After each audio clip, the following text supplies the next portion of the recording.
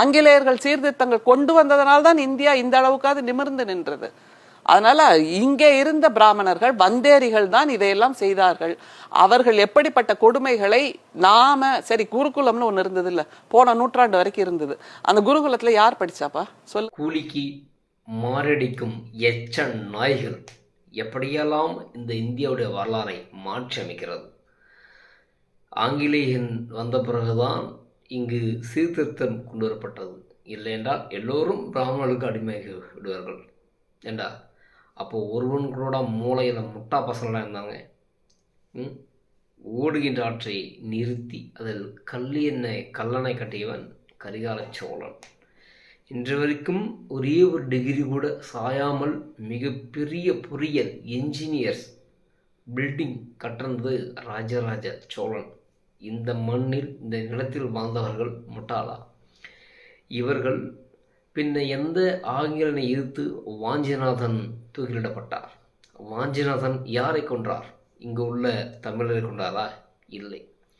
ஜாலிபான் படுகொலை எங்கே நடத்தப்பட்டது?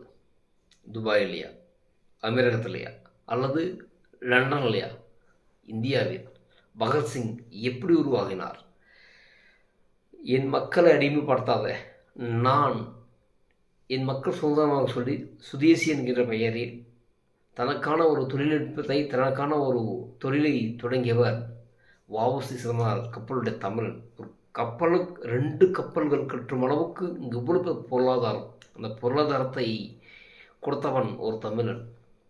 அப்போது இங்கே வரலாறை நீ தெரிஞ்சுக்கலன்னா வருகின்ற நாய்கள் வந்து போகின்ற நாய்களெல்லாம் ஒரு குறிப்பிட்ட பெயரை சொல்லி இங்கே வேற்று மொழியை ஆள்வதற்கான விஷயத்தை செய்கிறாங்க.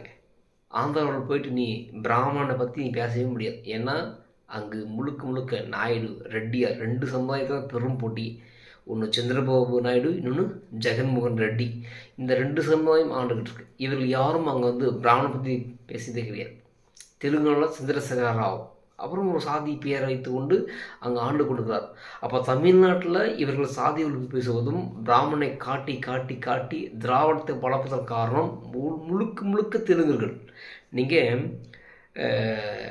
திராவிட காலத்தில் கோயம்புத்தூரில் கிருஷ்ணன் ஒருத்தன் இருக்கான். அவனை வந்து கிரீட்டன் தான் பெயரப்படுவான். ஏன்டான்னா எனக்கு கிருஷ்ணன் என்பது சாமி பெயர் எனக்கு பிடிக்காது.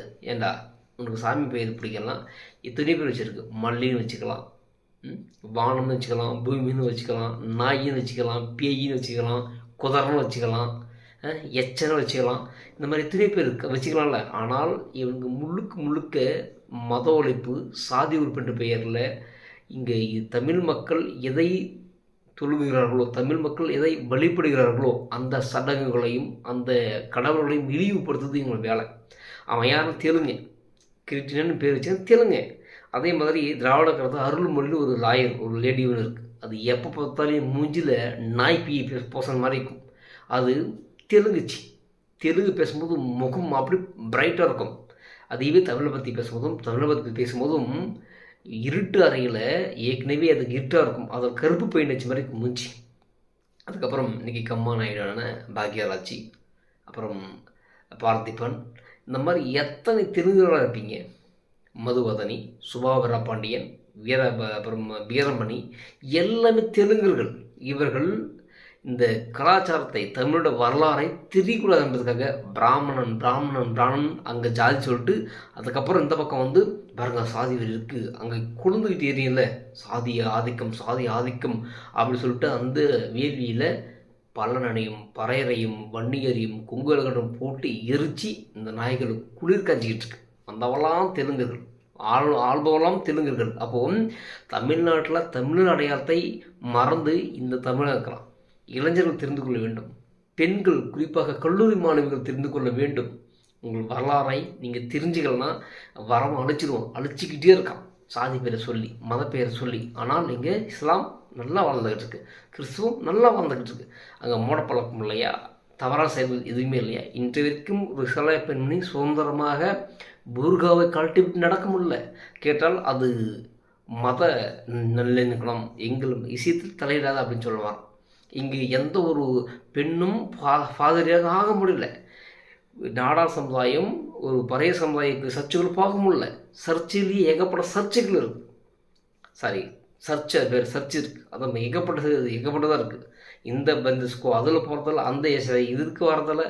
பைபிள் வந்து எக்கச்சக்கமாக பைபிள் இருக்குது. இதை பற்றலாம் இவங்க எதுவும் பேசுறதில்ல. அப்போ இவங்க நோக்கம் என்னன்னா, இங்கே தமிழன் குழம்பிக்கிட்டே இருக்கணும்.